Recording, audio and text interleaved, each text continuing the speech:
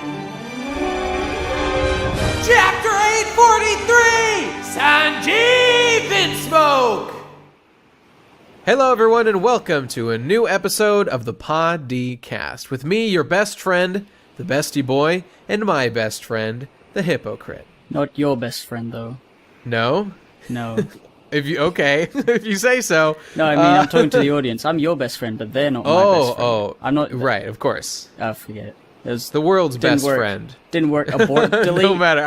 I got real sad, that's all. Okay, let's move on. New chapter, chapter 843, Vin Smoke Sanji. Yes. So, all right, let's just fucking get right into it. Starting right from the end of the last one, Cracker's flying through the air, smashing through trees, the back of the throats of these trees.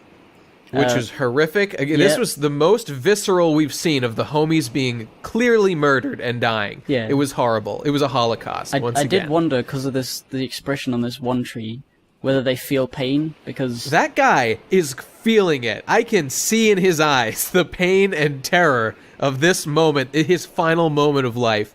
That should be my opening image, because frankly, it's just so horrifying.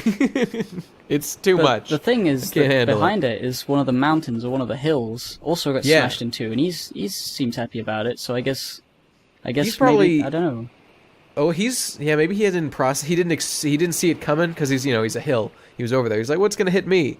Whoa! And on the far left, do you see that super smug looking hill all the way on the left of that panel? What a smug piece of shit. I think he's gonna get hit next. That's the. I hope so. He deserves it. Yeah, because there's the tower. The tower there gets smashed.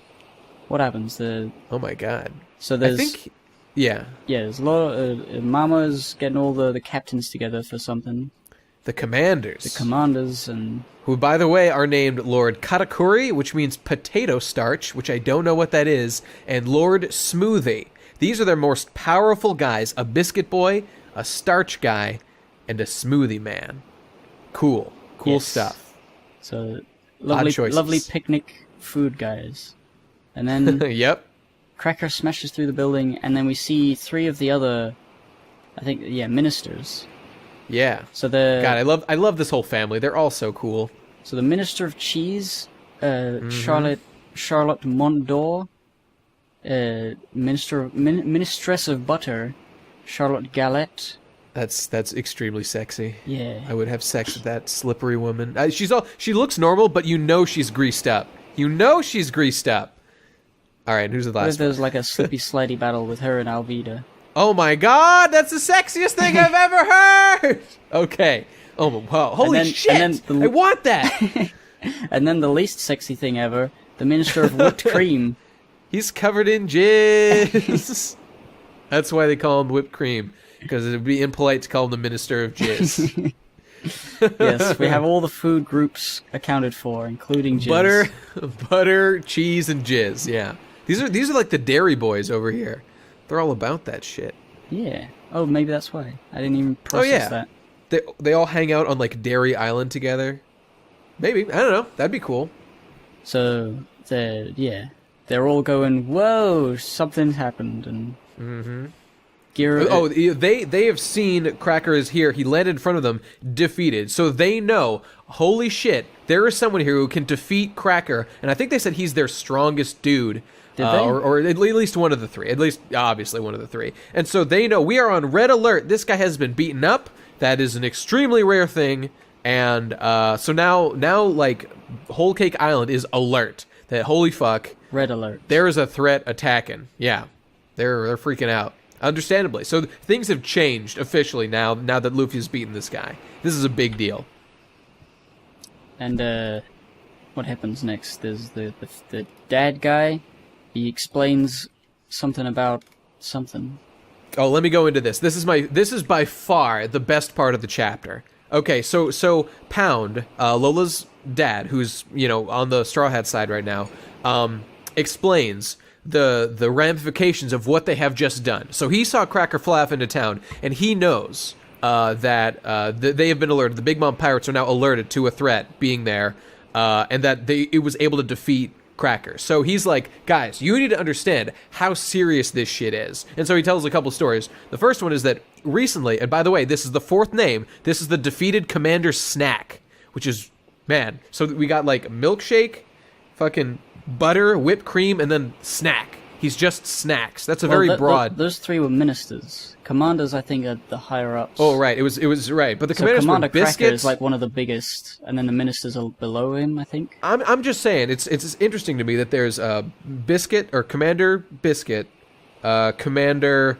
Smoothie, and Commander Snack. Potato Starch. And then there's Commander Snack. I'm just saying, one is way broader than the others, which I suspect is going to be relevant. But whatever, we'll see. That guy's got to show up, of course. Of course he's going to show up. Anyway, he talks about how when he was defeated recently, Cracker's troops were sent on ships to go deal with the whoever did it, and Big Mom herself created a storm, which was the manifestation of her rage, and in the blink of an eye, they defeated the enemy. So then he goes on to explain in a little more detail what exactly happened, and talks about the best thing about the chapter. So Big Mom has 2 homies. Her left hand has Zeus the Thundercloud, and her right hand has Prometheus the Sun. Well, hang on. With those two, are they homies, or because he says Linlin is a woman with the ability to control and manipulate weather?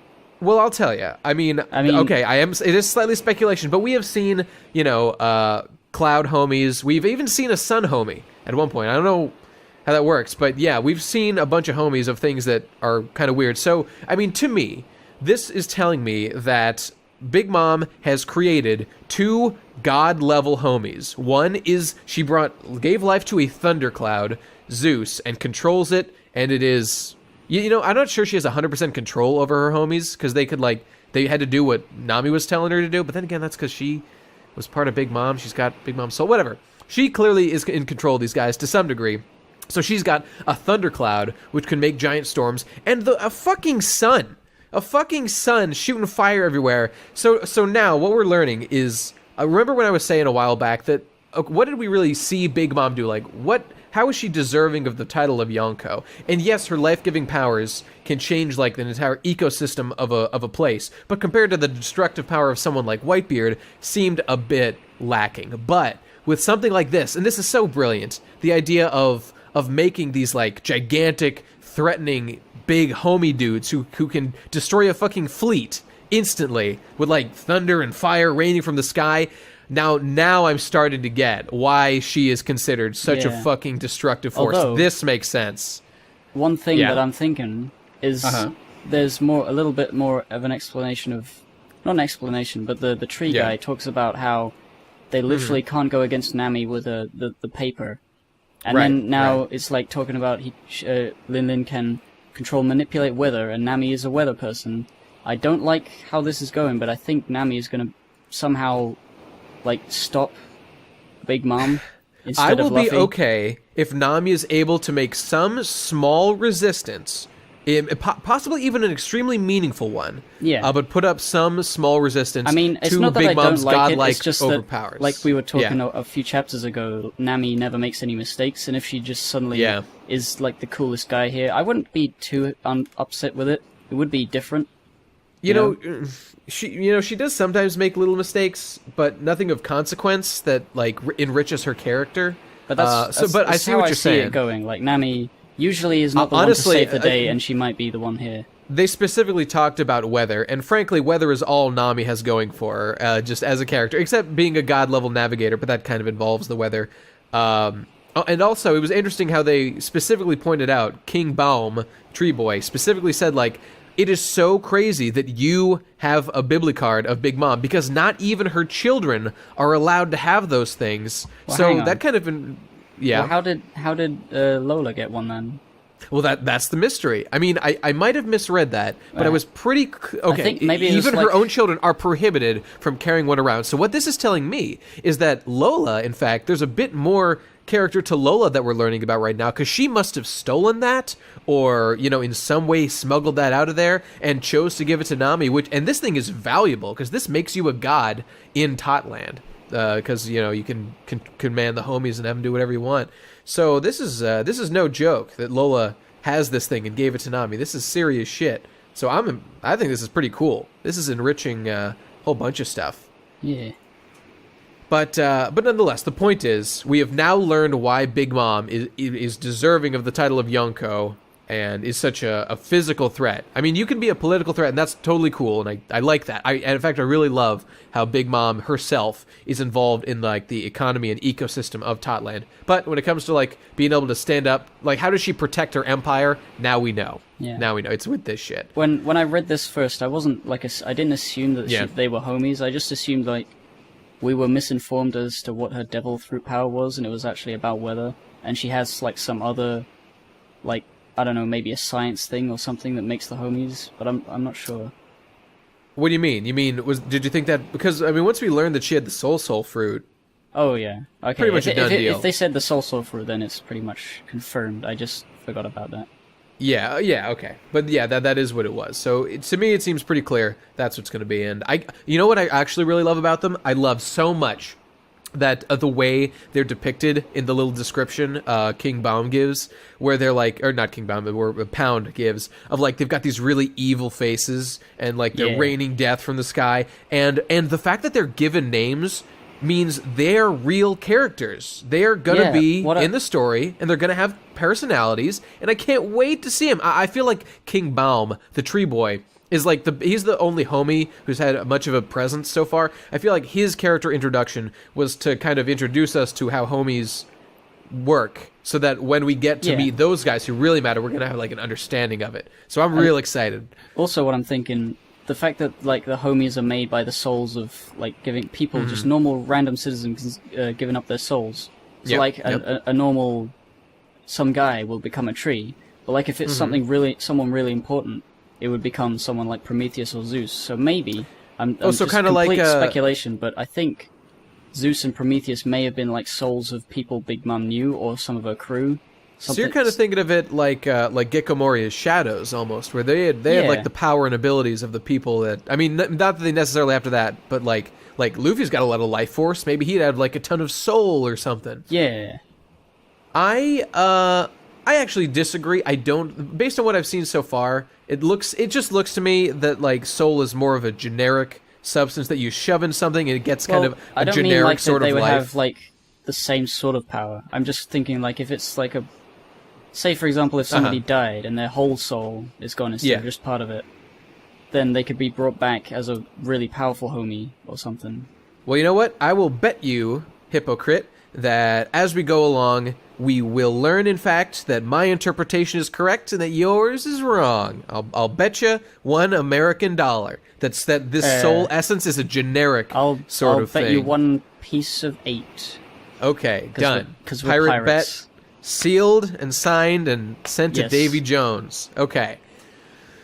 Oh, so anyway, once that's done, we are now so like now we're headed to go meet up with Sanji. Yeah. Well, they don't know that yet before at the they get time. there, right? They're just headed in that direction. You know, that's their general goal. But on the way there, there's an interesting conversation Nami has into a piece of glass where she's communicating with Carrot and Chopper, and it sounds like some shit is going down. And as she's just talking to them, something bad seems to happen, and the mirror shatters, and now she can't communicate through it anymore. So that seems possibly important. Maybe at least interesting. What the fuck is happening to those guys? I think what it was just doing is establishing that they can communicate like that through the mirrors, and Brule is still chasing them.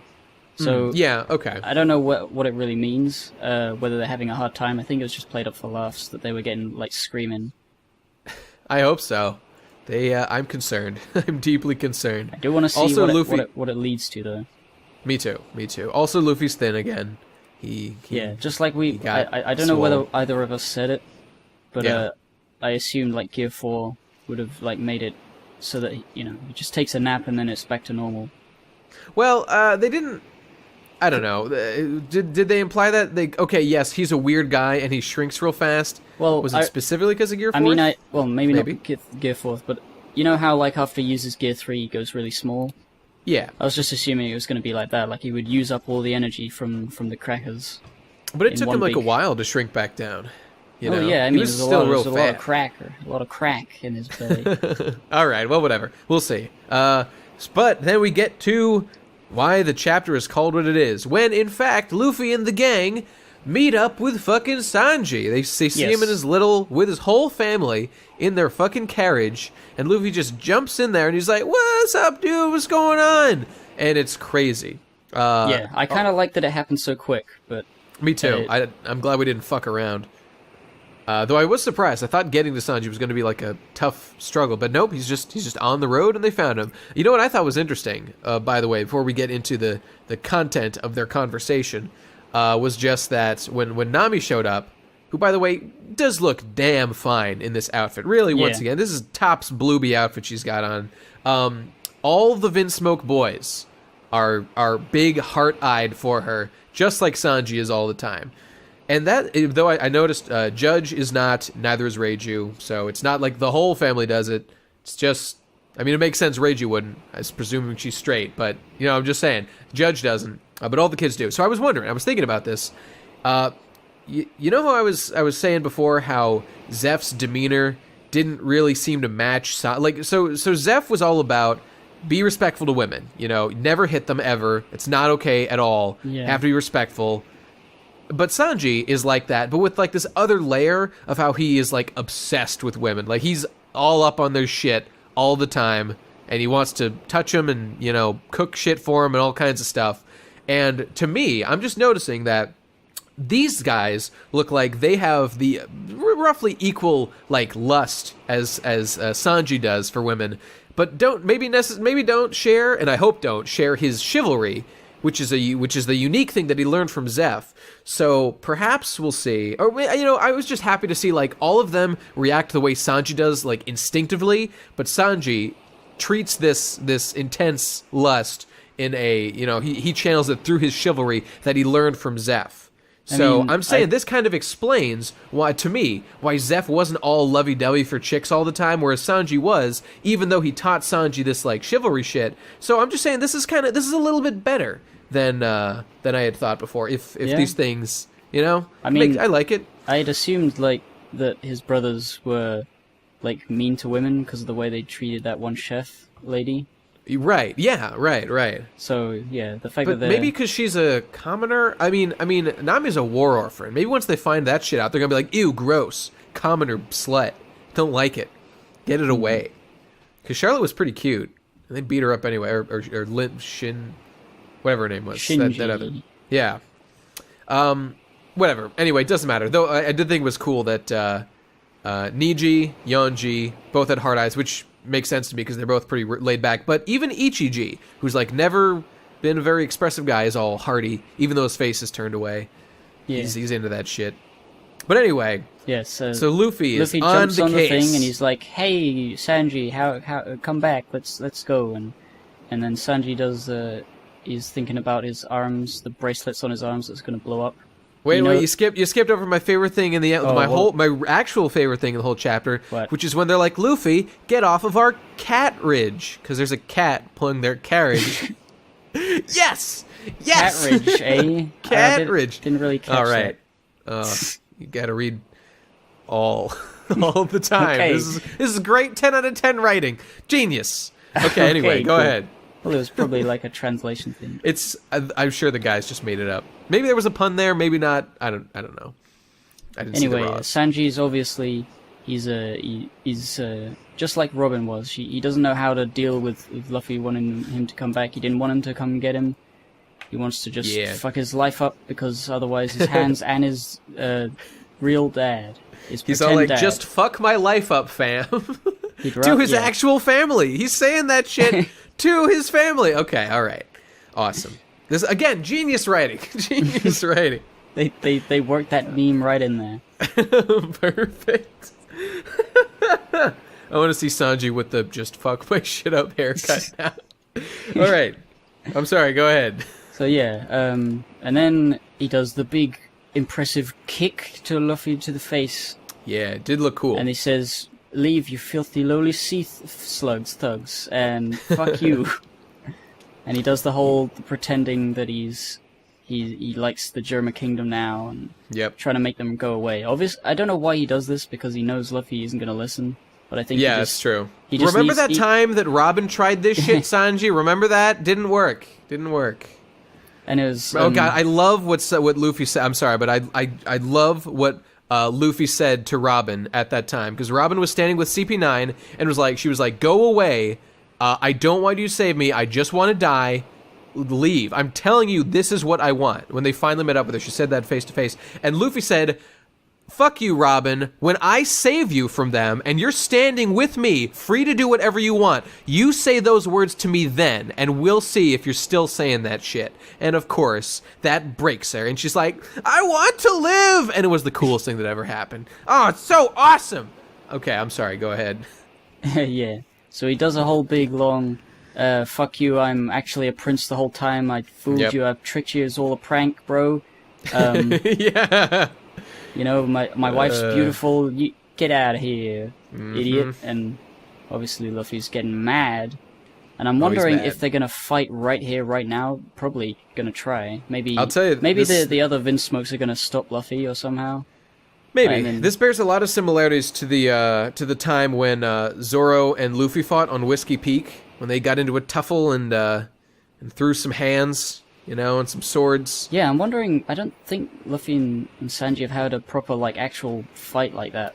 Definitely not. I mean, Luffy's only ever fought Zoro that one time in Whiskey Peak, and that was due to a misunderstanding. And then also this time, or when he fought Usopp, of course, in Water 7, which was legit and was the coolest thing that ever happened. By the way, though, I mean, we haven't quite seen it yet, but if they fight, did I not totally call that Luffy and Sanji were going to fight? I totally called that shit. You're going to see it. It's going to happen. Well, Next I mean, chapter, probably. It's not that hard to imagine. Like, Sanji... Sanji would probably not want to... He'd be resistant to leaving because of the things they have against him. If I said that it was only okay to call things that were impressive or unlikely, then I would never call anything. Cut me some fucking slack. Well, I'll call... What do you want to do? Rob me of all my callings? I'll call you on the phone and tell you... Fuck you. I thought you were going to call me out on my weak-ass predictions. Okay, well, there was one other thing I wanted to talk about this, and it was just about the way this scene was structured. And as you said, Oda went real hard at, like, explaining all the reasons. Like, as Luffy's like, hey, Sanji, we found you. Come back home. Like, we're here to get you. Sanji, like, it flashes to, like, every possible reason why Sanji would not do that. Because it's like, oh, God, they're going to kill Zeph. Oh, God, they're going to blow off my hands. Oh, God, yeah, all the other fucking reasons that he's not doing it. They're going to beat up that nurse or that chef girl again. Whatever. It's like Oda went so far out of his way to make sure that nobody forgot that Sanji is doing this against his will. Please don't forget. He would never actually do this. This is a trick. This is not real. It's like, I fucking get it, Oda. I fucking get it. He's not doing it. I don't think that's a bad way to structure it. There's a couple panels that, you know, it zooms into his face all cool. And then there's a big kick with a whoa. Well, I'll tell you this. It's a nice looking page. I felt like it was a waste of screen time because, well, okay, my first thought was it was a waste of, like, manga panels because, like, we all know this. This happened, like, so recently that we learned all this shit. At least if he hadn't included that, we could have had a little bit of, like, oh, wow, does he mean it? Like, ooh, look how upset Nami is. Look how mad Luffy is. What? Ooh, maybe he changed his mind in the last, like, 2 chapters since we saw his horrific childhood flashback. Even though everyone knows, like, oh, obviously he doesn't mean this. I just, like, I didn't feel... Okay, you know what? Maybe there is one other reason why Oda would have done this. And I was thinking about this before. And it's... Okay, so Oda has clearly shown...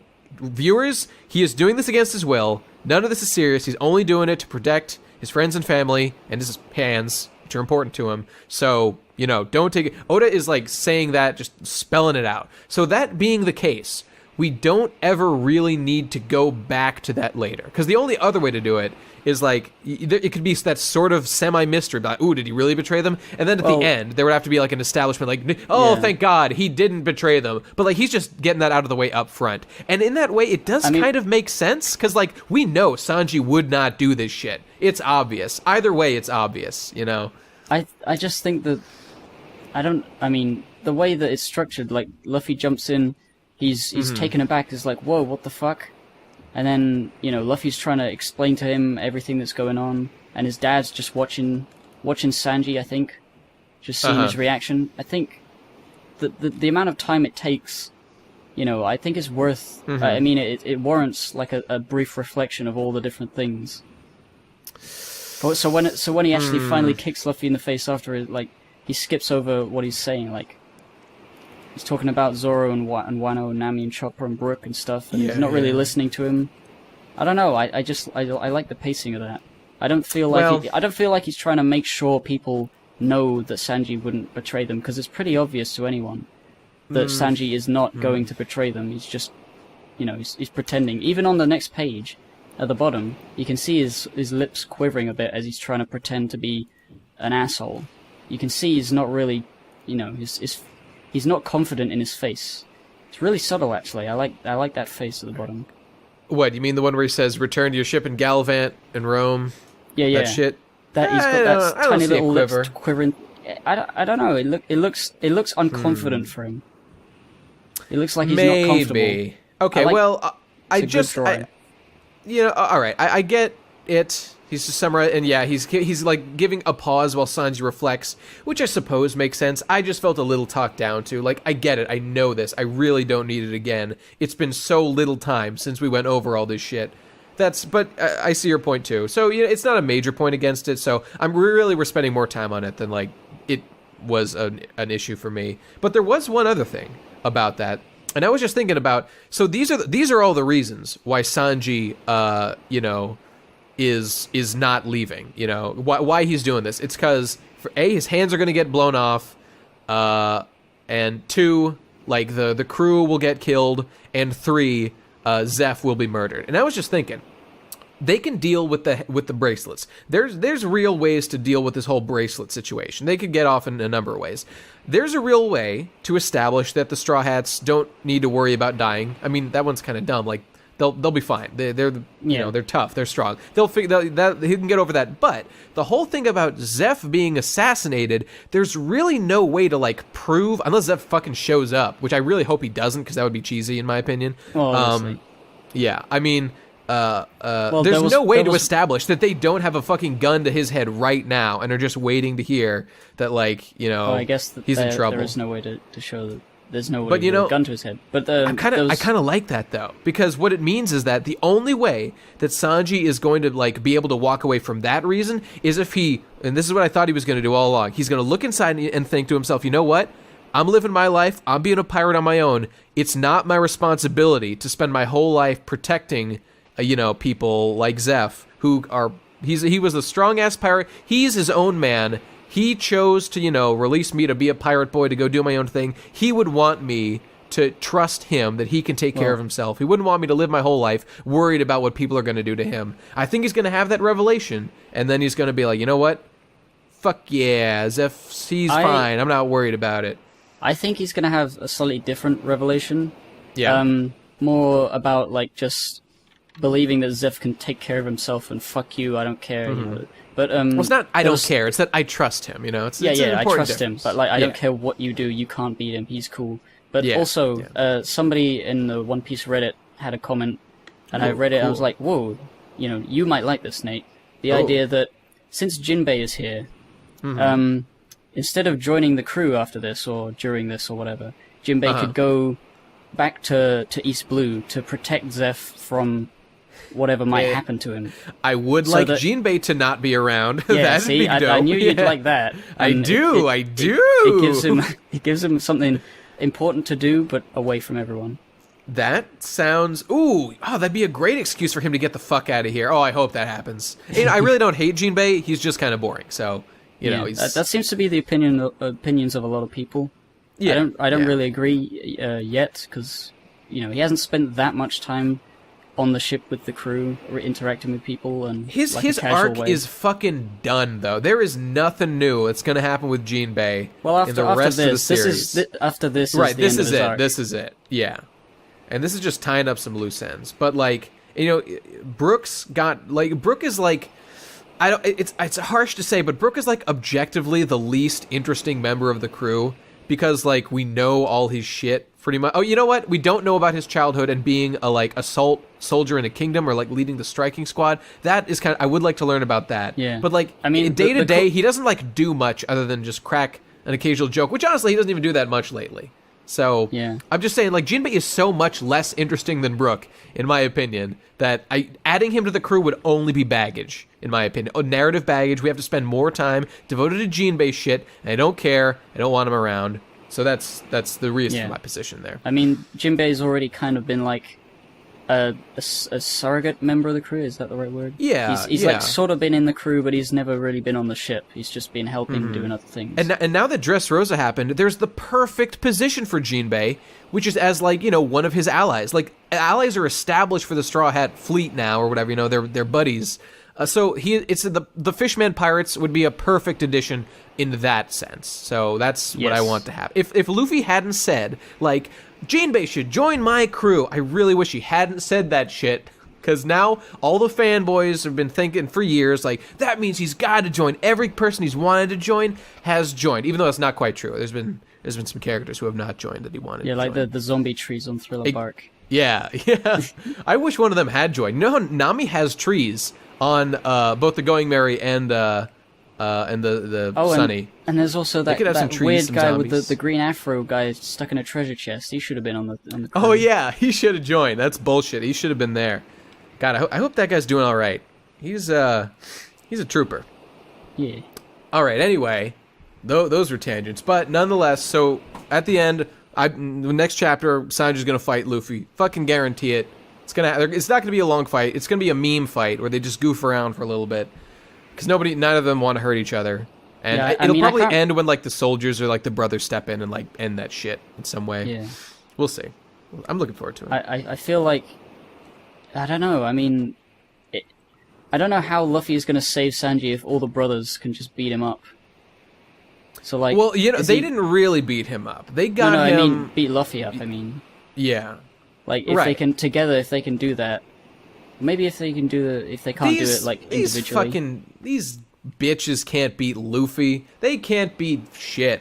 These guys, all they've been doing is beating weak, like, characters thus far. We haven't seen them do shit. Well, they got a fucking easy punch on Sanji. They're jobbers in the making. It's gonna happen. Any second now. Right, like, I know, but, like, after this chapter, or after, you know, the next chapter, if Sanji fights Luffy... Yeah. You know, either Luffy wins or he doesn't. I don't know what would happen if he wouldn't win, because then it would be over. But how would he lose? He could lose in the sense that he's not going to try to seriously injure Sanji, and Sanji might try to seriously injure Luffy because he's got higher things at stake right now. So, you know, it's possible. Or, like, because his dad's watching and he has to give, like, a killing blow. Yeah. I don't think it's going to be anything particularly serious, to be honest. These reasons are going to be pretty... I don't know. I don't know. I think we'll move past it fast. That's what I think. Okay. But we're just speculating now, so we'll see next week when the chapter comes out, and it'll be great. 10 out of 10. All right. Anything else to say? Any other points? No. I thought it was cute when Sanji thought back to the happy times with the crew. Yes, that's what I liked that. Okay, anyway, we're done. Thanks for listening, everybody. Hope you enjoyed, and we'll see you next time. There's a chapter, which is probably next week, but you can never know for sure. Bye-bye. Goodbye.